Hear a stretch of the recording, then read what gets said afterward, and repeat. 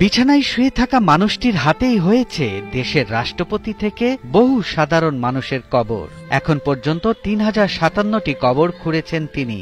নিঃস্বার্থভাবে বহু গরিব যাদের দাফন কাফনেরও সাধ্য ছিল না, সেজন্যও করেছেন সহযোগিতা। আর এই কাজে তার সঙ্গে ছিল বাহাদুর নামের পোষা ঘোড়াটি। যেখানেই যেতেন ঘোড়া বাহাদুরকে নিয়ে ছুটতেন তিনি। অথচ মনু মিয়ার সেই বাহাদুরকেই দুর্বৃত্তরা শেষ করে দিয়েছে। বাহাদুরের এই খবর তাকে এখনো জানানো হয়নি। প্রিয় সঙ্গীর কষ্ট সহ্য করতে পারবেন না, হাসপাতালে ভর্তি অসুস্থ মনু মিয়া। শুয়ে বলতে একদিন আমাদের ঘাস কাটতে গোড়ারে থেকে কোনবার আর ক্ষেতের গুছি লইছে কাটিয়া, এই গুছি একবার ক্ষেত নেওয়াইছে। আমি হারাম মাল খাই না, আমার গোড়ারও হারাম মাল খাওয়াইতাম না। আর গোড়াটা ডেইলি একটা সাবান আনবো ৬০-৭০ টাকা দিয়া। দেখুন আমি গোড়ারেও তো বালা সাবান দো, আমার তো একদিন সাবান দিলারা।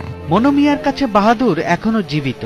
কান্না জড়িত কণ্ঠে বলছেন, বাহাদুর শুধু একটা প্রাণী না, সে জীবনের সঙ্গী। ওর সঙ্গেই আমি প্রতিটি কবরস্থানে গেছি। মার যাই নৌকো দিয়া, আর ৬ মার যাই ওই যে গোড়াটা দিয়ে। এই গোড়াও আমার শোক, যা কথা করে মসজিদে নমাজ পড়বো, আজান পড়েছে নমাজ পড়বো, গোড়া কারে হইতাম কারে থাকবো, বাবা একটু এমে যা এমে যাইবো। বহু মানুষের শেষ ঠিকানা সুন্দর পরিপাটি করে সাজিয়ে দিতেন মনু মিয়া, যিনি গত ৫০ বছর ধরে বিনা পারিশ্রমিকে খুঁড়ে যাচ্ছেন কবর। তাকেই জীবনের শেষ প্রান্তে এসে সইতে হলো প্রিয় পোষ্যের হত্যা যন্ত্রণা। আপনজনরা বলছেন, ঘোড়া বাহাদুরকে ছাড়া মনু মিয়ার জীবনই যেন অসম্পূর্ণ।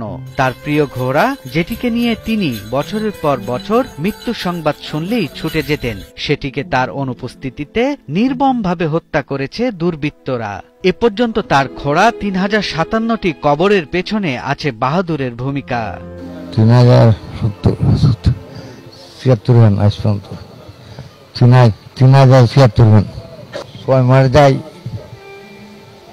নৌকো দিয়া, আর ৬ মার যাই ওই যে গোড়াটা দিয়ে।